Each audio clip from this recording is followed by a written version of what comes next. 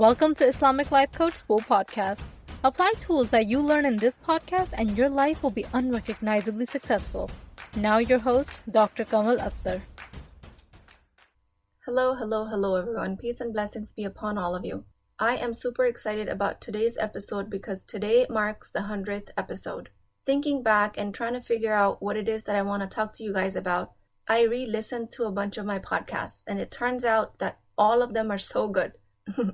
So I decided to make a collection of some of my most important messages, which I found to be deeply valuable to me in my transformation.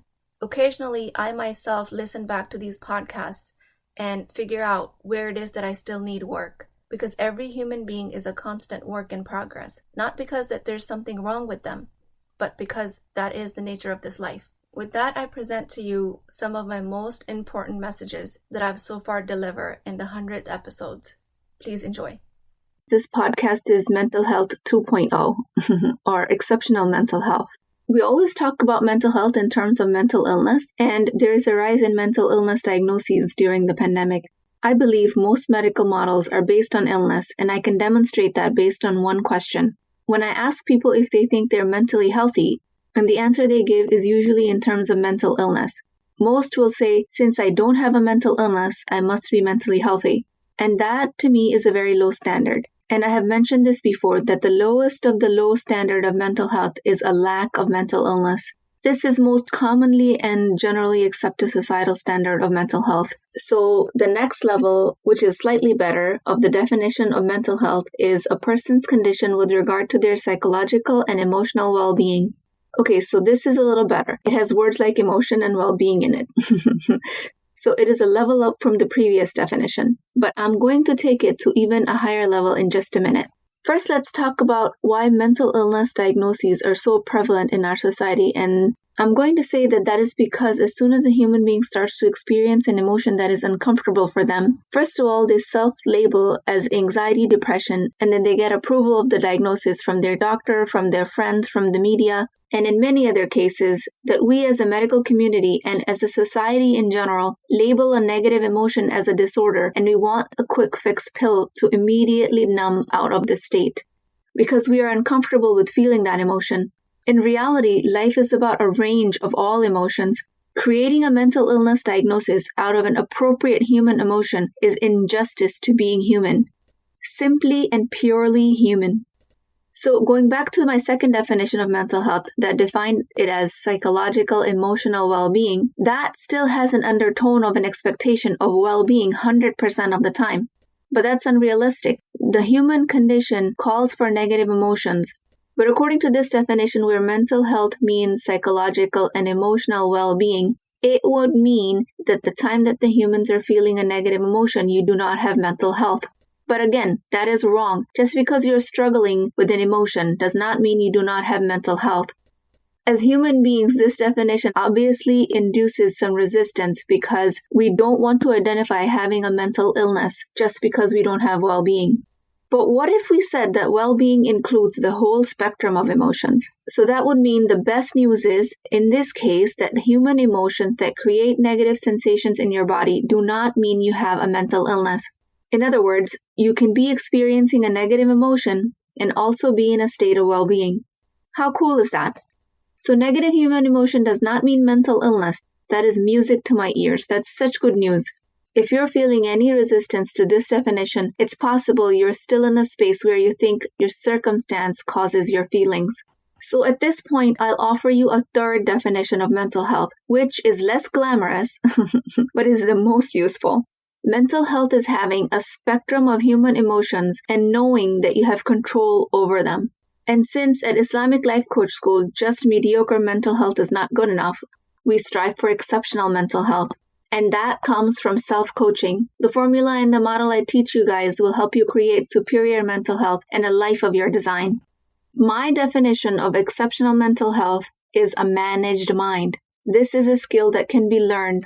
When humans accept the natural order, understanding that they create everything from their thinking, and their thinking is under their control, it gives them a sense of agency, which is of prime importance.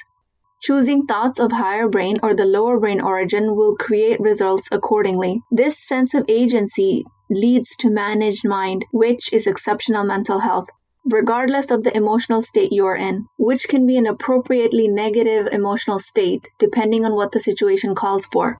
So imagine a staircase going from one level to the next, and summing it all up, we went from mental health being the lack of mental illness, which is the lowest level. The next higher level is mental health is an emotional and psychological well-being, which is slightly better, but not all exclusive. And the third highest level of mental health is being open to the full spectrum of human experience, from negative to positive, with an understanding that with mind management, any emotion can be created. The highest level of mental health is practicing the skill of agency over your thoughts. It is a skill that is learned over time, just like driving or ice skating. You are horrible at it in the beginning, but with practice it gets better. None of this means that you won't be angry or anxious or sad sometimes. It just means that when you are all those things, you're not going to think that there's something wrong with you.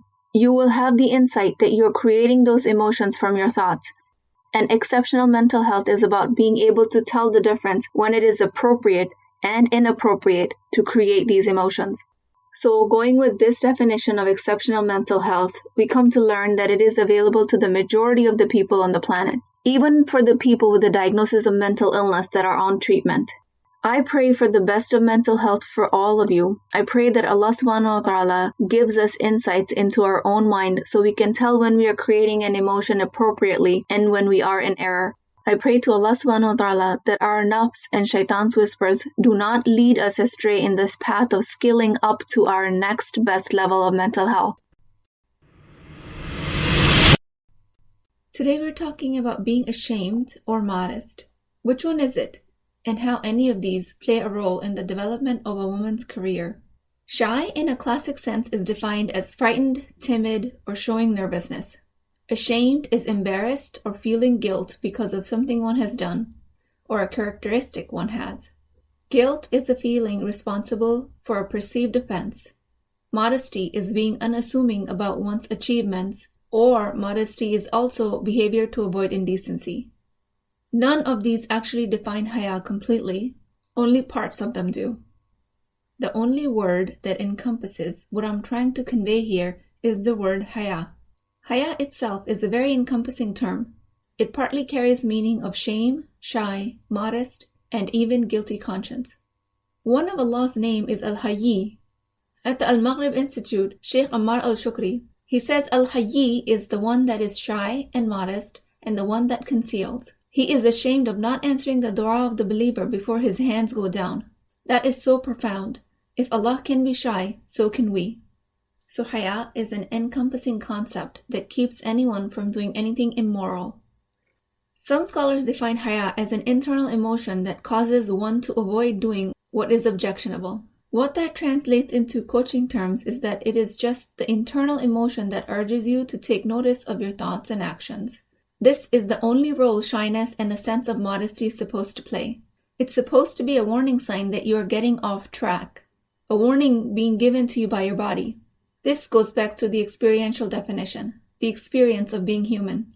Are you attuned to what your body is saying to you? Haya then becomes a combination of shame, shyness, modesty, and guilt. Shame that keeps you from indecent actions, shyness that keeps you from exposing your indecent actions, modesty that keeps you from boasting about your achievements or flaunting your beauty or exposing too much skin. Guilty conscience that helps you correct your actions. None of these words capture haya fully, but parts of each of these do. What haya is not is, number one, it is not the perpetual lingering of these warning emotions. That's shaitan's work, the primal brain latching on to the human's lack of expertise in their own emotions. Number two, what haya is also not is that it's not body shaming. It's not a green light to police women's hairline under their hijabs, calling them vulgar. Number three, haya is also not timidness. I want to emphasize the role modesty plays in a professional woman's life. I've had many instances in my life where I was assumed to be timid by others because of my modesty, or at least my modest clothing. It was assumed that I was ashamed of my body, so that's why I covered it up. The mistake on my part was that I internalized that assumption And for the longest time, I've lived under the belief system that being timid was the same as being modest, same as haya, and the same as body shaming. Oh boy, was that an error on my part. That's actually an error on many people's parts. Now, if you know anything about what I teach, is that we can't do much about what others do.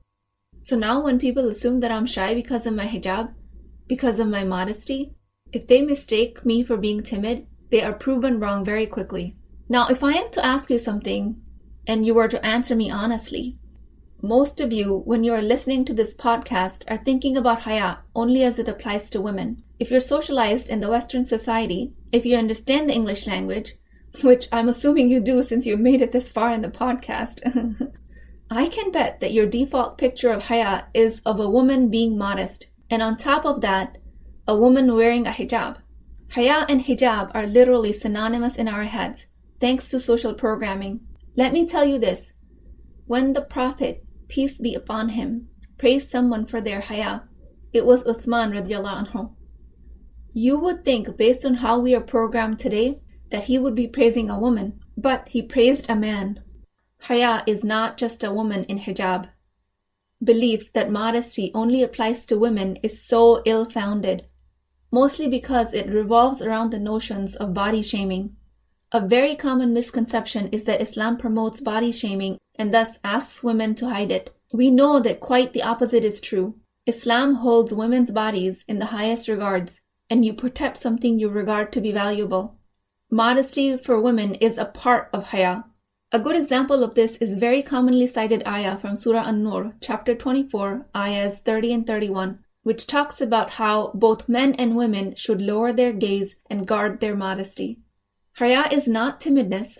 Haya does not apply only to women. It is actually a collection of moral emotions. Even then, emotions that only act as warning signs, not a permanent state of being. Haya, as I define it, is rumble strip emotions. When you are steering off the path, they jolt you back into the right direction. So now to go back to the question I posed in the beginning. Are you ashamed or modest? The answer is a little of both, and at the same time, neither one, depending on how you're practicing each of them. Also, there's a component of guilt and shyness in there. Haya and shyness are not interchangeable. Shy can mean timid. Haya does not. If you are using haya to justify your timidness in your professional and personal life, you are doing it wrong. Lastly, imagine if you practice haya as it is defined in our religion, as a warning sign, a rumble strip of emotions. Let's put it into context what it would look like in your professional life. You perform an action, you get a warning sign from your body to redirect, you listen to that, and you correct your action. That right there is the prime example of what social scientists describe to be the recipe of success. This recipe combines, number one, paying attention to your thoughts as described in the hadith. This is mindfulness. Number two, being attentive to your body's experience, also known as the emotional intelligence. Number three, redirecting actions while learning from mistakes and asking for forgiveness. The definition of growth mindset. All of these make up haya. If you persistently practice haya, there is no way you cannot be successful in your professional life. That is virtually impossible. May Allah subhanahu wa ta'ala give us all the himma, the courage and the resilience to practice haya in its purest form. Today we're going to talk about a different definition of self-love, which is radical self-love. This self-love goes above and beyond a mani and pedi or a bubble bath. At any given point, the brain is having a tug of war between two parts, one brain and two minds. One is the higher brain, the executive mind, the future planning and controlling mind. The other one is the lower brain, the comfort-seeking, the pleasure-seeking, the avoiding pain mind. One is the guidance of your soul and the other one is the voice of your nafs. One brain says, I have big dreams, I want to do things, I want to go places. The other one says, sit back down, there's no way anything you do will make any difference. So we have a loving mind and an abusive mind. So when you actually sit down to do a thought output, when you write your own thoughts down, you are writing sentences that are originating from either of these two sources. Thoughts creating negative results in your life come from the nafs, or the lower brain. The thoughts creating best results in your life come from the executive brain. You go into shutdown mode because you judge yourself for having negative thoughts that create negative results. And when you shut down, you cannot create change. Radical self-love is actually the opposite of this judgment. Radical love is that you love yourself for having these thoughts. Revolutionary. Imagine when you do your self-reflection and you see that you have one of these above thoughts. I have so much to do. I cannot pray on time. Not qualified to be at the meeting. When you're doing this writing exercise and these sentences come into light, at that point, imagine you're sitting in a room with two of you. One that is writing these thoughts and the one that is observing you writing these thoughts. One person is the thinker and the other one is the watcher of the first person. Both are sitting across from each other at the table. So here, when you're doing this watching, your relationship with your internal self is activated. This is self-reflection. Remember, Allah doesn't change the condition of the people until they change what is in themselves. First step to this internal change is this self-reflection. Majority of people in the world do not engage in this active watching of the self because it makes them uncomfortable. But this watching of the self is the key to success. So if you're not considering two people in the room, you're doing it wrong. You have to be the observer and the doer of the thinking. What you feel inwardly is what you project outwardly. And then the cycle perpetuates because whatever feedback you're getting from the world proves to you how much hate and anger there is to be felt for yourself. We have it all backwards. We're trying to solve problems outwards in. They need to be solved inwards out. We spend our entire lives trying to fix other people, other things, just so we can fix how we feel. This is like trying to look for the keys that you dropped inside a dark room and then walking outside in the brightness to go looking for them. You'll never find them there. You have to bring the light inside. Key to how you feel better is inside of you. It lies with your relationship with the person sitting at the table. This person sitting at the table doing the thinking, she's been telling you, I'm not good at math. I can never be wealthy. I'm nervous going to new places because I can't find directions. I can't succeed in politics. I'm an introvert. Success is for extroverts. I'm a horrible person for not being able to lower my gaze. I will not do good at this interview. My kids can never be successful because I can't teach them the perfect Islam. This is non-stop. When you take a seat at the table with her who has been feeding you this ugliness, whatever you feel about her is your relationship with you. This relationship primes you to think and feel the way you do about the world. And that is exactly how you will perceive the world is treating you. So if you hate her, you will hate the world, and the world will hate you back. If you're angry, you will see angry people everywhere, and you will see Allah's anger and punishment everywhere. But if you love her, oh boy, if you love her, you will receive love from everywhere, and you will see Allah's love for you. If you respect her, you will respect the world, and the world will respect you. So the self-reflection is not to change her, because there is nothing wrong with her. It is to notice her and to love her. She doesn't need to be changed. She is you, and you are her, and you are 100% worthy, infinitely loved by Allah subhanahu wa ta'ala. He had no need of you, but yet you are here, created. That is proof of His love for you. This person at the table only responds to acceptance, respect, and love. If you try to change her, she will get angrier and bigger. If you're having a hard time accepting her, if you're resisting loving her and saying, yeah, but she should just get out of here, she shouldn't exist, I will tell you she is here to stay, because this is the design of Allah. Come to an understanding, if the nafs wasn't there, you'd be an angel, never disobeying, never struggling. This is the design of the Creator, and she was always meant to be there. This was so you could overcome the obstacles she places and rise above them. You have to be better than her. Not only accept her, but to love her. This is radical self-love. All of the self-limiting beliefs are because of the nafs, and your hate and anger for her is blocking you from changing any of these beliefs. So you love her anyways. You don't love her despite her shortcomings. You love her because of them. She doesn't know any better. She will always be this way. And she will always be with you until the day you die. So why not choose love? Total and unconditional love, the highest emotion a human being can feel and project. Every time you sit for self-reflection to shed light on any undesirable experience, bring that second person in the room. How you feel about the person doing the thinking defines your relationship with yourself. I pray for a lifetime of love and fulfillment for you, for yourself. I pray for a lifetime of tranquility for each and every one of you. And that can only be achieved through accepting this design of our Creator. Alhamdulillah. Today, we're going to be talking about the topic of Qadr, or what is loosely translated as predestination. Qadr is one of Islam's 6 articles of faith. Other articles along with belief in the oneness of Allah, the revealed books, the prophets of Islam, the day of resurrection, and angels. And when I embark on this explanation through this podcast, I'm trying to simplify the concept of Qadr for you so you can apply it to create the results that you want. So what I aim to do today is that I will give you some insight so you can break out of any limiting beliefs that you might have around Qadr. How you gathered these limiting beliefs about Qadr is highly variable.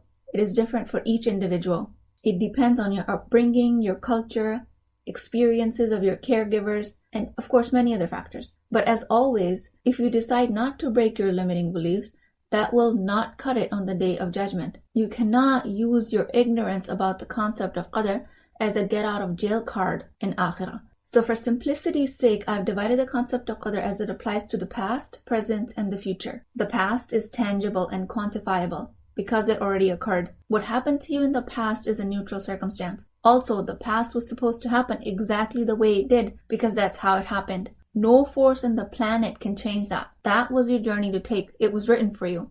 That was your Qadr. The sooner you can stop fighting it, the sooner you can stop being miserable over it and start creating a new future from there. So the same concept can be applied to the present because it's tangible. It's happening to you now. You can measure it, you can objectify it, you can validate it, you can make it factual. You can assign meaning to it based on your sensory input. So it becomes a neutral circumstance. My Qadr is playing out right in front of me. I can measure the temperature of the room. I can sense that I'm sitting on a chair. So it's very tangible for a human mind and easy to comprehend. Of note here is that present is extremely fleeting. Anything that happened a microsecond ago is the past. The only reality is now. When we project our limited frame of reference of the past to create our future, we are actually limiting the power of Allah. And on top of that, we're calling it Qadr, like we know what is written for us. Astaghfirullah. But mostly we're doing it unknowingly. This type of frame of reference will have you continue repeating your past in the future. But this is all okay because we're just in thought error and we can work to correct that thought error. Our limited mind would always be trapped by the framework of time and space. And Allah subhanahu wa ta'ala is above these limitations because He created time and space. And whoever creates something has intimate knowledge of the created. So Qadr, when it relates to the future, becomes a measure of what is possible. And only Allah subhanahu wa ta'ala knows all the possibilities. Dr. Musharraf Hussain also says, some scholars says that Qadr is God's pre-knowledge of capability and what I will do. That does not deprive me of the freedom. And in this case, freedom is the choice of decisions you will make from your thoughts. Dr. Hussain also says, when we say God is the creator of our actions, what we mean is that God is the creator of the capability of our actions. So God created us with the freedom to choose between right and wrong. Then He has the precise knowledge of our capabilities, and then He knows all of the possible outcomes. That is what Qadr means as it relates to the future. More accurate term is al-Qada wal-Qadr, which literally means the decree and the measure.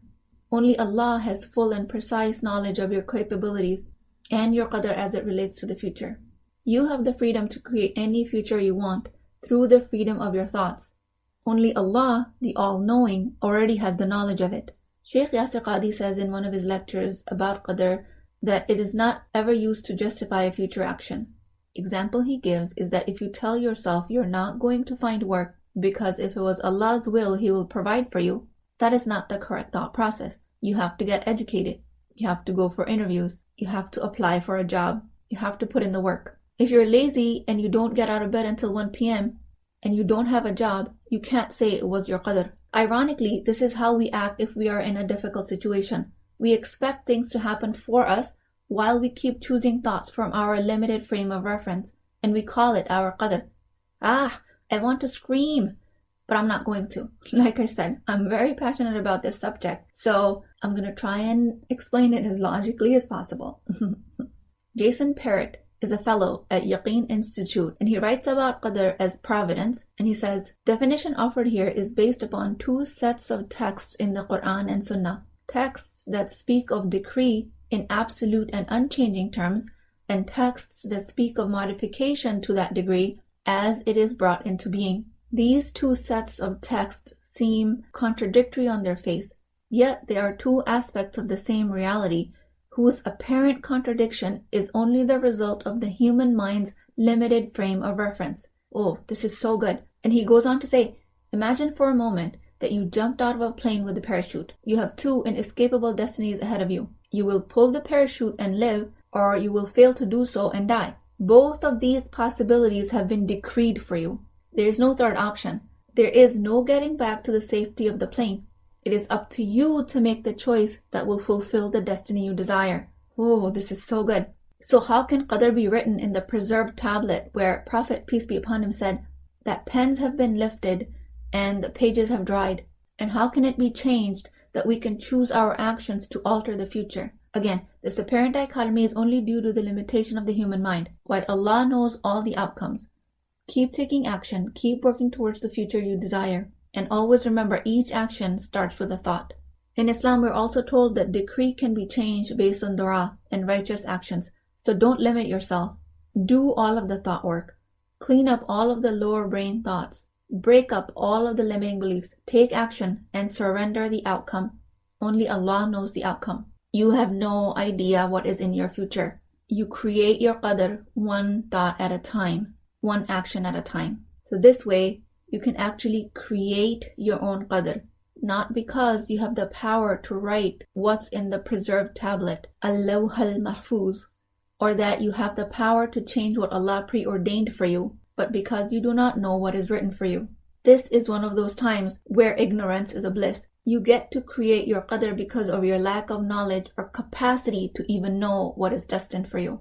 What if, and it just so happens, what if your qadr is what you always envisioned? That way, you can envision your destiny to be the most impossible goal, and all you have to do is to learn to manage your mind around it. Our limiting actions come from our limiting thoughts. Do your thought work. Manage your mind. Get coaching if you have to. I pray to Allah subhanahu wa ta'ala that He gives barakah in all of our efforts. I pray He protects us from all evil and protect us from the whispers of shaitan as it pertains to our limiting beliefs. I make sincere dua to Him that each of us can live up to the full potential that Allah has decreed for us and not live through the limited potential that our false beliefs create. Hyperachievement mentality is a part of Western culture, and it seems like it's the norm.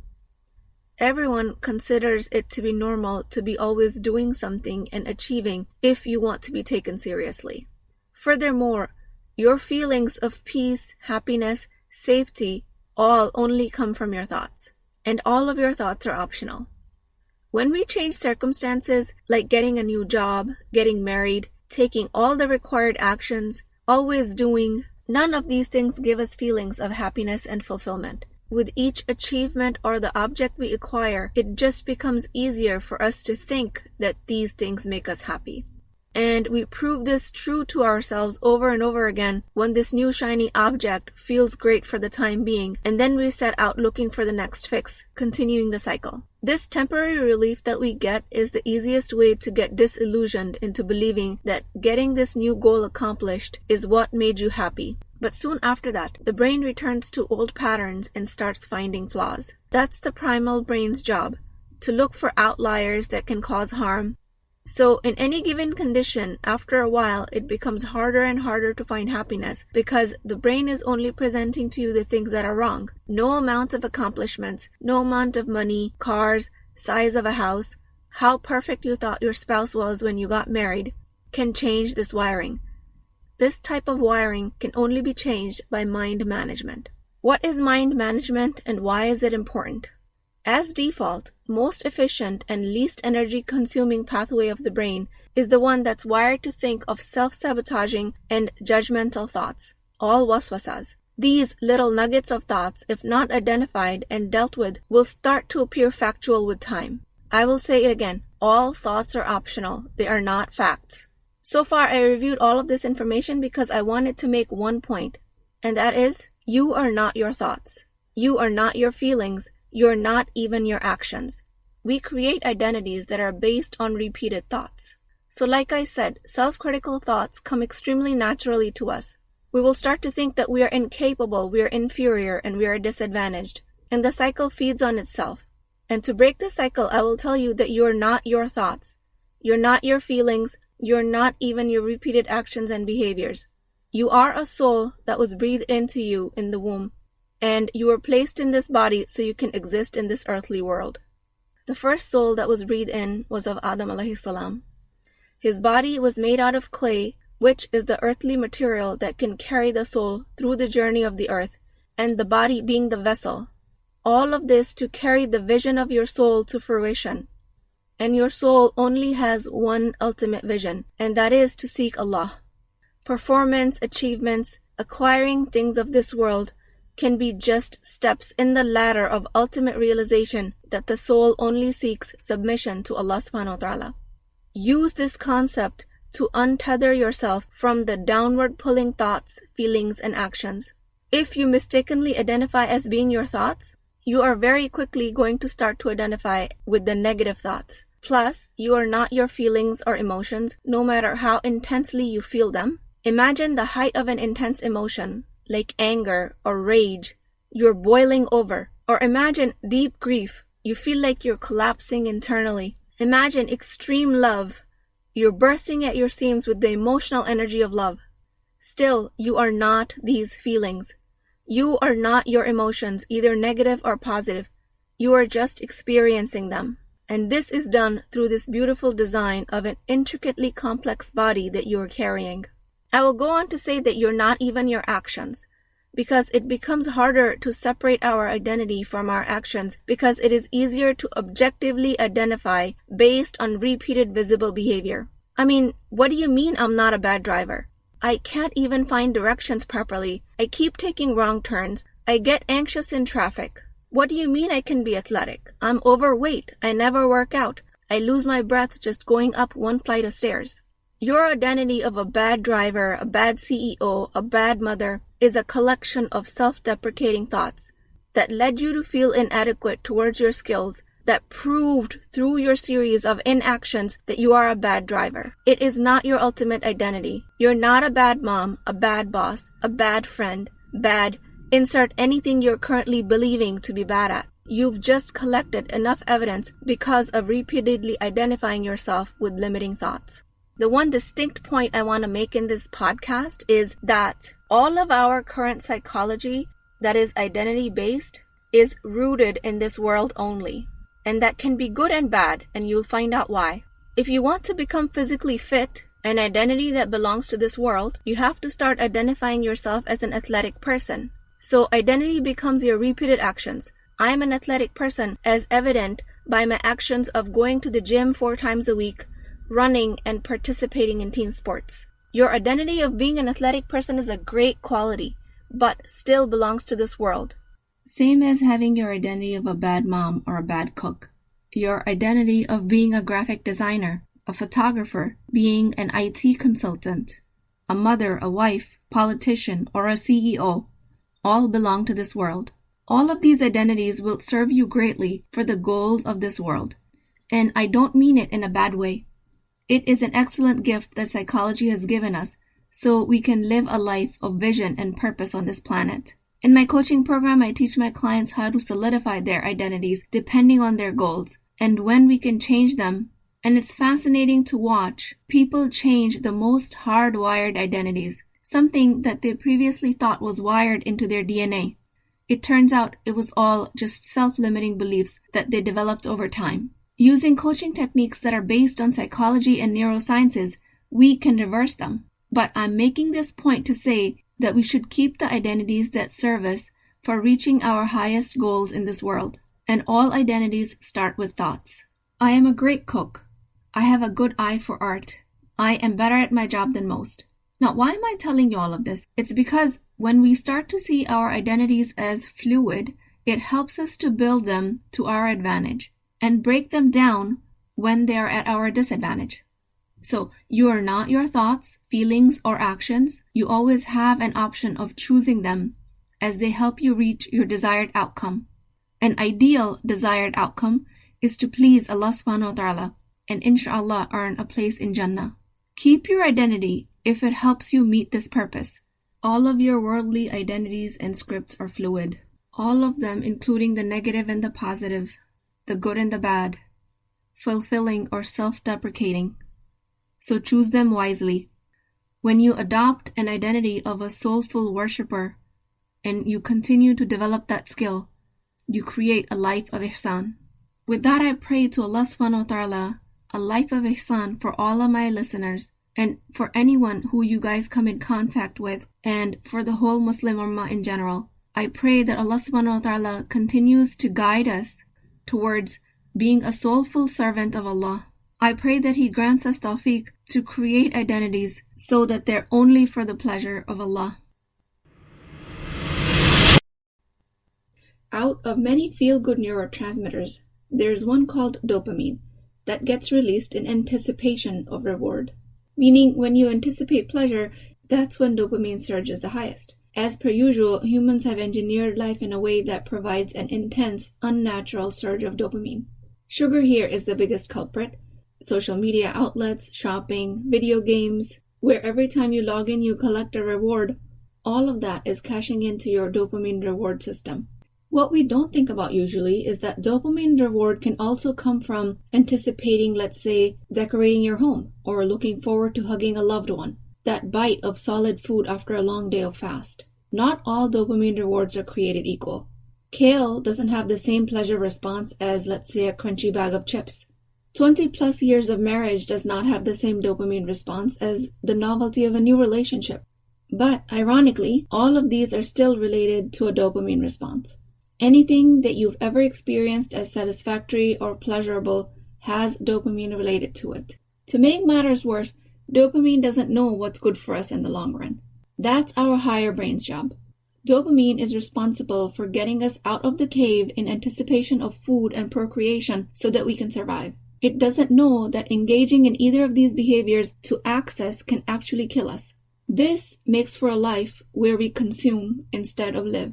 Now enter dopamine detox. What is that? That is a concept that's been equated to resetting your mind, kind of like a hard reset on your computer. So like I described, dopamine is associated with false pleasure and true pleasure.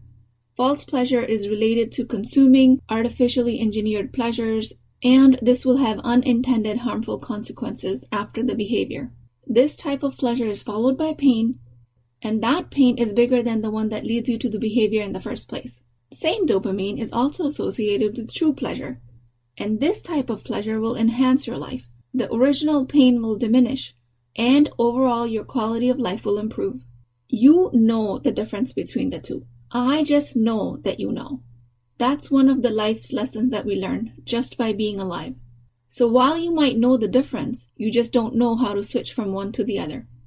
Let's explore that more. In his autobiography, Will Smith accounts for his journey in the life, and at one point he describes when he understood the difference between desire and purpose. He says, purpose and desire can seem similar, but they are very different, sometimes even opposing forces. Desire is personal, narrow, and pointed, and tend towards self-preservation, self-gratification, and short-term gains and pleasures. Purpose is wider, broader, a long-term vision encompassing the benefit of others, something outside of yourself you're willing to fight for. There have been many times in my life where I was acting from the place of desire, but I'd fully convinced myself that it was purpose. So in this description, he's basically describing what I told you guys are the stories told to us by the lower brain. It makes desire seem like our highest purpose in life. That lower self gets very creative in justifying why the false desire is needed. Then eventually it becomes a cycle about chasing desire, which is a hole that never seems to fill. It continues to get deeper and deeper instead. The more dopamine is released, the more you need it. you develop a desensitization to the chemical. Same stimulus will not be enough to release the same amount of dopamine. You'll need to engage in the behavior longer or intensify the stimulus to get the same burst of dopamine. That's why when you're chasing a reward, you need more and more of it each time. This staged life is a complete setup for humans to fail. So thus we introduce something called dopamine detox, which is about resetting your brain, gaining some clarity, discovering your blind spots of where you are unknowingly engaging in false pleasure and your brain is calling it true pleasure. During this detox period, people will avoid media, food, games, sexual activity, anything that stimulates any sort of pleasure. When we get addicted to substances, video games, shopping, YouTube, food, vacationing, workout, that's because we are using these items to be our feel-good source, rather than making a real connection with humans. But what I say to this is, what if that connection was not with others? No one external, no one outside. What if that connection was with ourselves? What if a dopamine surge happened in anticipation of connection with ourselves? And I'm suggesting not only is that possible, that is the primary purpose of dopamine detox as it is prescribed to us, especially through fasting in the month of Ramadan, when we voluntarily give up all of these pleasure stimuli. But let me explain why I go this route. You cannot find your connection with God if you haven't connected with yourself. In a hadith Qudsi, Prophet Muhammad ﷺ says, Allah Almighty said, I am as my servant thinks I am. So finding that connection with yourself will reflect what connection we then project onto Allah.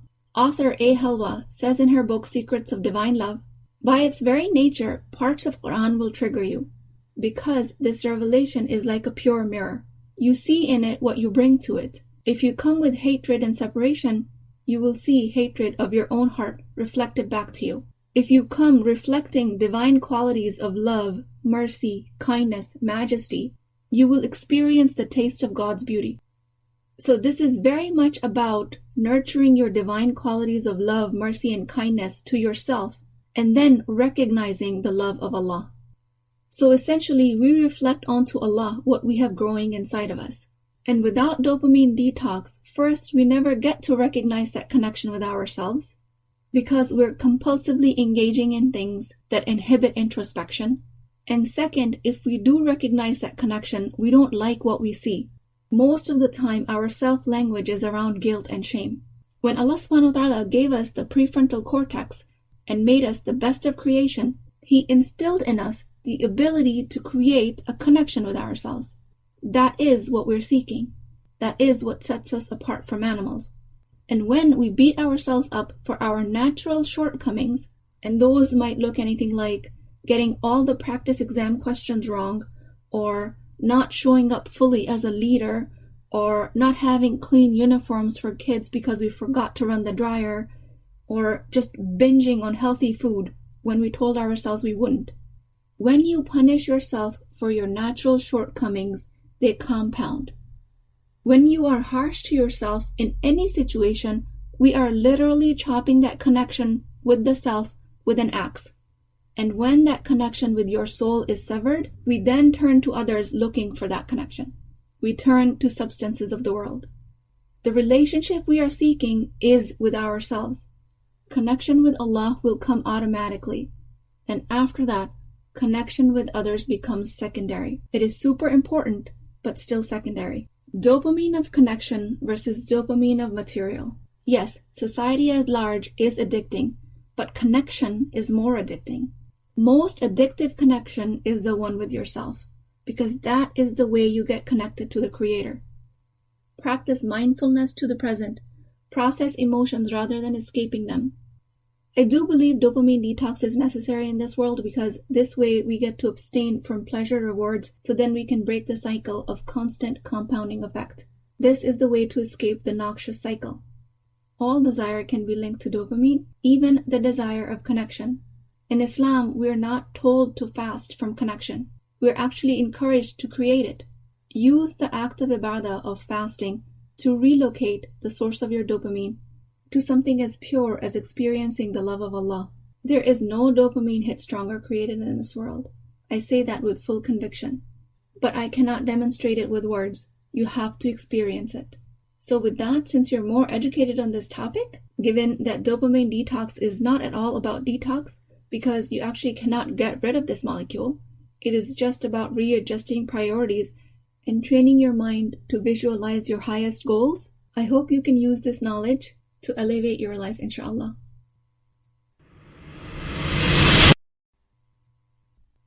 Today, we're going to be talking about how to have difficult conversations as it applies to personal and professional relationships.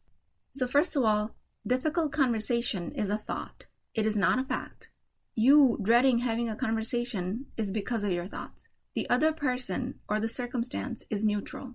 Great news is that the other person in a difficult conversation does not have to change. The person you're having the conversation with is neutral. He does not cause the difficulty. The circumstances are neutral. They are a part of your preordainment or qadr. They do not cause difficulty. You make it that way with your thoughts. Having acknowledged that, you still want to come to a conversation choosing to label it difficult, that is perfectly acceptable. Any preparation ever can. So to prepare, I'm going to give you guys some pointers. First, negative emotions get in the way of the ease that we want to find around having a difficult conversation. And let me tell you, all negative emotions that stay around longer than they are needed, all of these unwelcomed emotions come from your primal self. That is your inner shaitan trying to ruin your life in this world and the next. So Islam teaches this concept that your own one true self is your soul. That is the only true self, the wiser self inside of you. That is the true essence that was given to you by Allah. The thoughts being contributed by this soul give you a sense of ease and flow in real life scenarios like a case of a difficult conversation. On the other hand, every human being is also given a challenge in terms of an internal voice that comes from shaitan. And these challenging voices make the experience of the difficult conversation terrible. So the point is to switch from the devil's voice to a soulful voice. That will bring us peace, tranquility, ease and flow, no matter how difficult we think the situation is. The biggest obstacle that shaitan creates is when he takes advantage of our nafs and its need to be right. This is the most primitive response of a human being. Being able to be right at some point meant being able to survive and stay alive. That's how the primal brain interprets it. When we think about it in today's terms, there is no actual survival at stake if you're not right. Your brain loves being right, when actually this need to be right costs you most of your intimacy and closeness in relationships, and it costs you most of your professional opportunities in your careers. Being right about something doesn't really get you anything. There's no real advantage to proving yourself correct over others. The only advantage is that your ego gets inflated. So it seems like you've accomplished a lot by proving yourself right, but nothing actually gets accomplished. Only people that do not believe in themselves, that do not have the self-trust, that sense of complete self-worth, those are the people that depend on this need to be right to validate themselves externally. Those are the people that engage in arguments to prove a point. They put up a big front, inflated by the ego, but internally they're very fragile, dependent on approval from others to find that acceptance that they can never give themselves. So the first step was to never let negative emotions stay longer than they need to. And second step is to give up your need to be right, because that's always coming from the nafs. Also, let me be clear. This need of being right is not a moral flaw. This is a part of being human. This pull downwards towards the primal self that takes us to our base desires, to our primal urges. It pretends to us that being right is absolutely necessary for our survival. This type of mentality is part of the human design. There's nothing morally wrong with you as a human for doing this. What is wrong, in my opinion, is failing to recognize it and failing to work on getting out of it. So when you can see that during a conversation you're operating from your need to be right, then just give yourself a moment. If you feel a tinge of hate towards yourself for doing this, that is not necessary. Release yourself of the guilt, because that is the part of being human. Part of being a better human is to overcome this programming. And that is not done through guilt, but through self-love and self-forgiveness and unconditional self-acceptance. So for example, if I'm in an argument with my husband and allegedly it might have happened where I got involved in the argument because of the sake of being right. But if I walk away having won the argument, the only thing that feels good to me in that moment is that satisfaction of being right. And that comes from a very short-lived hit of dopamine. What it has actually cost me is real intimacy in my relationship. And that indulgent moment of me celebrating the high of victory, I lose the sight of the price I actually paid. On the other hand, if a difficult conversation turns into an argument, and I recognize the part I'm playing in fueling the argument, I can accept this as originating from my primal thoughts. I can accept myself for having these thoughts, and I can show up from curiosity, empathy, and compassion for myself. This gives me a much higher chance of success. This transition of preserving the long term and sacrificing the short term is what we're actually learning. We're leaning towards growth, deep connection, and advancement in our careers over time, because that's what the soulful intellect directs us to do, while our nafs, our primal self, is only worried about winning the argument now. So as a recap, step 1, don't stay in negative emotions longer than you have to. Coach yourself out of it. 2, drop your need to be correct. 3, see 10% truth in what the other person has to say. If you apply these steps, your difficult conversations will become dramatically easier. These conversations cannot be avoided. That's not what we're doing. People are created differently. There will always be a difference of opinion. Do what it is in your control to have success in your careers and personal relationships. With that, I pray to Allah subhanahu wa ta'ala that He makes all of us upright Muslims capable of celebrating our differences and learning from them. O Allah, make these conversations our source of connection with other human beings rather than the cause of strife among us. I pray to Allah to give us the path of ease and flow in our lives, to help us transition out of the grip of shaitan and the nafs, and to really connect with our soulful voice. May Allah subhanahu wa ta'ala guide me and all of us in this journey to be upright Muslim women. I will talk to you guys next time. If you're interested in getting coached by me, I'm offering a very affordable opportunity to do that with Wisdom Wednesdays. This is not a course, not a lecture. This is an opportunity for live coaching, real change with Islamic adab and etiquette. You do not need more information. You actually need a space to create change. At $19.99 a month, which is a price of takeout dinner, you as a Muslim woman will create confidence, intimacy, and connection without shame or fear of judgment, because your privacy is my highest priority. So join at www.islamiclifecoachschool.com, resources, Wisdom Wednesdays. I'll see you inside, inshallah.